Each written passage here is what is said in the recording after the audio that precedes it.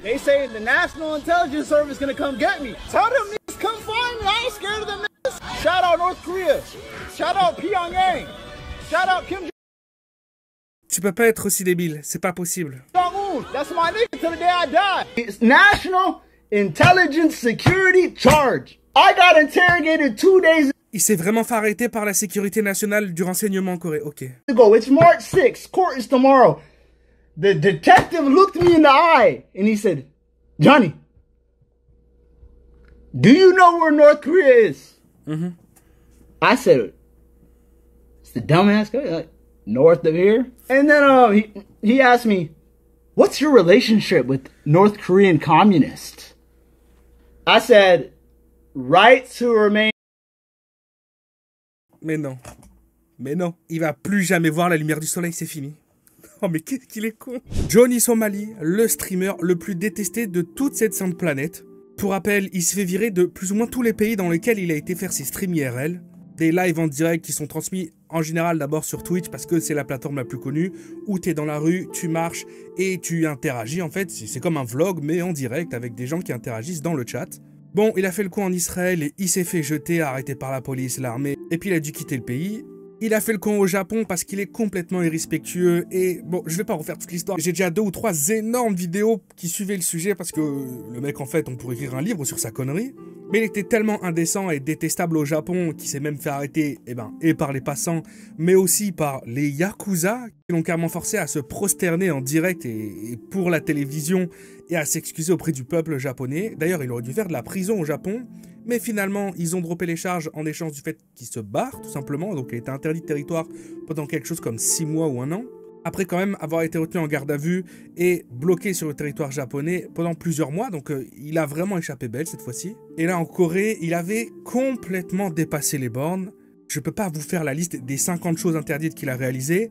Mais ça arrivait au stade où il était appelé le Gobelin d'Or, comme dans un jeu vidéo. C'est-à-dire que les Coréens, en fait, ils se partageaient sa localisation en direct pour aller le looter, pour aller récupérer du loot sur lui, en fait. S'en occuper, clairement.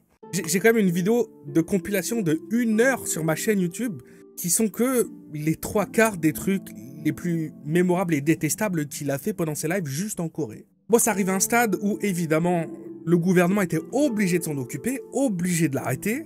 Et là, ça fait super longtemps, presque 1 an quand même, je dirais, qu'il est bloqué en Corée. Il peut pas partir tout simplement parce que, il y a des procès qui étaient sur le point d'arriver. Il allait être jugé pour savoir s'il allait faire de la prison en Corée ou pas. Et la prison en Corée, même la Corée du Sud, hein, c'est pas PlayStation 4 comme on a en France, c'est les petites brioches pasquier. Et bon, du coup, on arrive au moment où hier, il y a eu le premier procès de Johnny Somali pour voir s'il allait faire de la prison ou non. Bon, spoiler alert, normalement c'est obligatoire qu'il en fasse, mais est-ce qu'il va faire 3 mois, 6 mois, 1 an, 5 ans, 10 ans? On sait pas en fait. Bon, pour le coup, de son côté, lui, il est persuadé qu'il en fera pas. Il va simplement être envoyé aux États-Unis d'Amérique. Oui, parce que malgré tout, Johnny Somali est quand même américain. Même si y a plein de gens qui pensaient le contraire, si, il est quand même américain. Bon, le procès commence hier, du coup, et on sait déjà que c'est pas le seul, non pas comme en France où c'est étalé sur je sais pas combien de mois ou d'années, parce qu'ils ont pas le temps, parce qu'ils veulent pas faire des séances de plus de 3 heures ou peu importe. Non, c'est parce qu'en fait, en Corée, il a commis des choses illégales dans plusieurs districts, plusieurs régions différentes. Et donc en fait, la justice en Corée, c'est chaque région qui a son propre tribunal et qui a son propre jugement.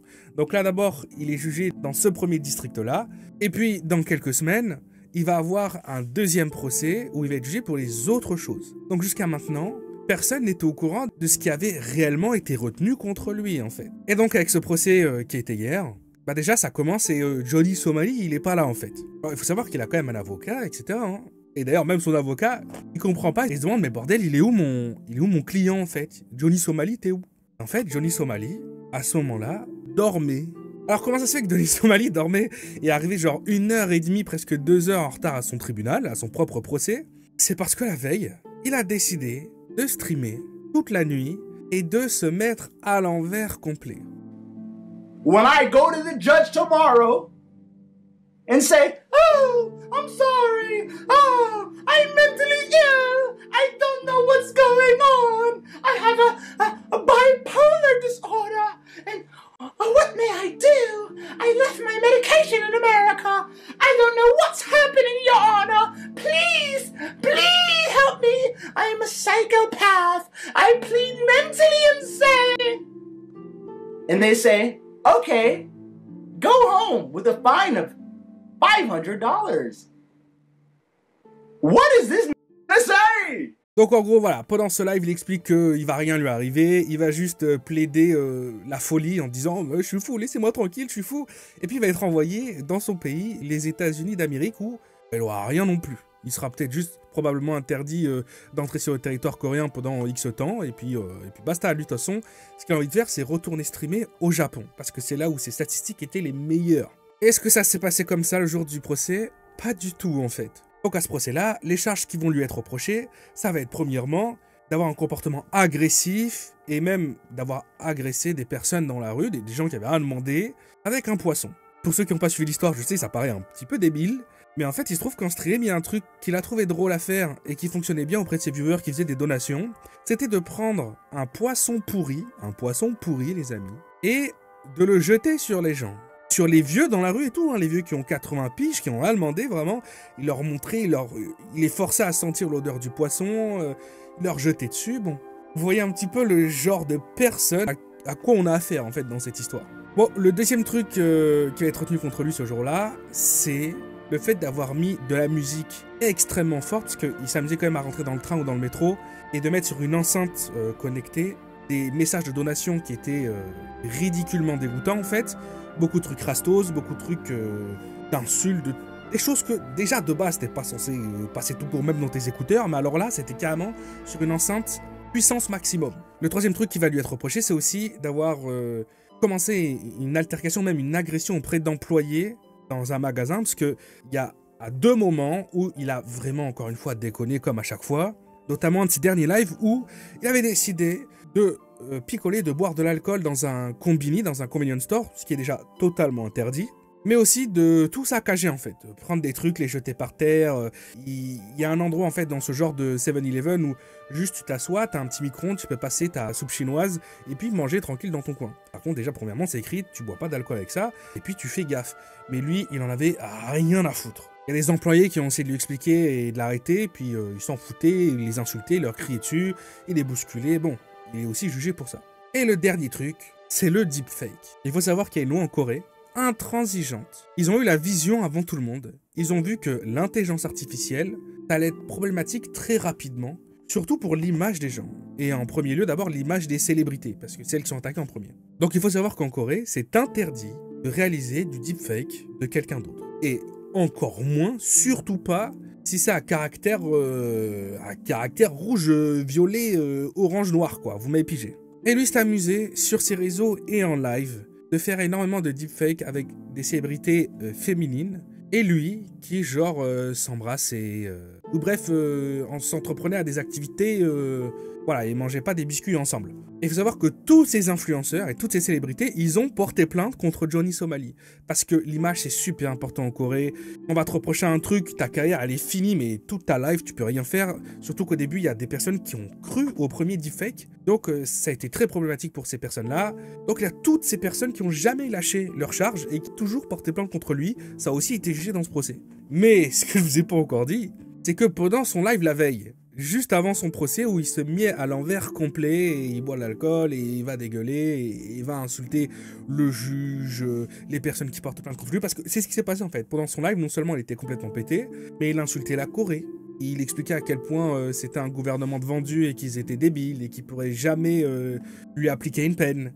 Et pendant ce live, il a même continué à montrer des deepfakes en fait, de ces célébrités-là. Enfin, je veux dire, le mec, le lendemain, quelques heures après, il va être jugé pour ça et il continue à le faire. Mais c'est pas possible en fait, de vivre comme ça. Donc il va arriver au procès avec 1h30 de retard, un costume qui a 4 fois sa taille, tout blanc, probablement emprunté à son collègue à lui, qui d'ailleurs était aussi présent, et qui est beaucoup plus gros et beaucoup plus grand que lui, et une casquette MAGA. Donc les casquettes MAGA, c'est Make America Great Again, les casquettes rouges de Donald Trump. Ce qui est hallucinant parce que déjà, tu viens pas à ton procès avec un chapeau, tu le fais pas, mais en plus de ça, t'es jugé comme un Américain qui débarque en Corée et qui fait le mec qui est chez lui, qui pose ses pieds sur la table et qui fait que insulter la Corée en disant que les États-Unis sont meilleurs. Parce que c'est exactement ce qu'il faisait en fait. Hein. En expliquant que si la Corée essayait de lui faire quoi que ce soit, les États-Unis iraient lâcher des petits trucs sur le ciel de la Corée. Bref, et jugé pour avoir été un abuseur d'Américains qui fait le mec supérieur sur le territoire de la Corée. Et tu viens à ton procès avec que des gens qui principalement n'aiment pas trop les États-Unis d'Amérique, avec une casquette Make America Great Again. Mais le QI a réussi à percer sous le seuil de 0 là. Donc évidemment dans le procès ils vont lui dire mais t'arrêtes tout de suite avec ça, t'enlèves ta casquette, t'es malade ou quoi? Il va le faire en n'étant pas content, pour 20 minutes, 25 minutes après la remettre à nouveau, on lui dire non mais t'arrêtes tout de suite, t'enlèves ta casquette en fait. Et à un moment donné il va être appelé à la barre. D'ailleurs, il se trompe complètement d'endroit à chaque fois. On a l'impression qu'il fait le clown en fait. Hein. Il va à droite, à gauche, peu importe. Et en se levant pour aller à la barre, il allait reprendre encore sa casquette Make America Great Again. Et son avocat, il dit non, mais calme-toi, frérot, t'es malade. Du coup, pour finir, il a pas du tout plaidé la folie. Je pense qu'il s'est rendu compte à quel point c'était beaucoup plus sérieux que ce qu'il pensait.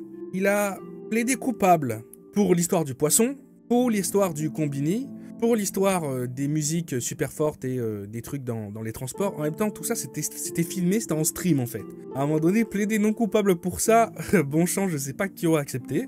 Je suis pas du tout certain à propos du deepfake. Je sais pas s'il a plaidé coupable, parce que ça vient d'arriver, donc tout est encore un petit peu un mess, il y a rien de assez clair et concret. J'ai l'impression qu'il voudra plaider coupable que effectivement il a montré ces deepfakes, mais que c'est pas lui qui les a fait. Mais il y a déjà des tonnes de preuves qui montrent que c'est lui qui les a créés et sa communauté sur son Discord. Mais surtout, c'est pas du tout le plus important sur lequel il va être jugé, parce que là, il va de nouveau aller dans un autre tribunal pour être jugé pour d'autres choses qui sont pour le coup des soucis au niveau national, comme la fameuse histoire des statues des femmes de confort en Corée, où il était faire des trucs mais inimaginables. On fait pas ça en fait sur des monuments qui sont tellement importants pour la Corée. Si vous savez pas de quoi je parle, j'en ai fait des vidéos, vous avez qu'à scroll un petit peu sur ma chaîne. Il semblerait qu'il y ait 2 nouvelles charges que même lui et son avocat n'étaient pas au courant qu'elles existaient. Et donc là, ils ont un délai pour préparer une défense, parce qu'ils n'avaient pas été mis au courant qu'il allait aussi devoir se justifier sur ces 2 charges-là. Donc, ce qui est certain, d'après les experts, il y avait des avocats américains qui étaient sur place, des avocats américains qui sont youtubeurs et qui suivent l'histoire depuis le début, donc c'était sur place pour suivre le procès, expliquer ce qui se déroulait. Mais il y a aussi des avocats coréens qui sont influenceurs, ou en tout cas qui sont présents sur les réseaux. Maintenant, vous savez, tout le monde est présent sur les réseaux, pour donner leur avis, expliquer comment ça s'est déroulé. Et d'après tous les professionnels, c'est obligé qu'ils se tapent au moins 6 mois à 1 an de prison ferme. Genre, normalement, ça c'est certain. Mais tout laisse penser que s'il est jugé de la même manière qu'un Coréen, normalement, il va prendre 5 ans. C'est pas la peine maximale en plus, c'est juste qu'il y a plusieurs choses qui rentrent en compte. Ils ont expliqué qu'en Corée, par exemple, quand tu passes devant le tribunal et que réellement on te demande de te justifier d'un acte, c'est qu'il y a déjà les preuves, c'est qu'ils ont déjà décidé de te faire payer. Et de ce fait, la majorité des gens sont d'accord pour dire que normalement, s'il est jugé normalement, c'est 5 ans de prison ferme en Corée.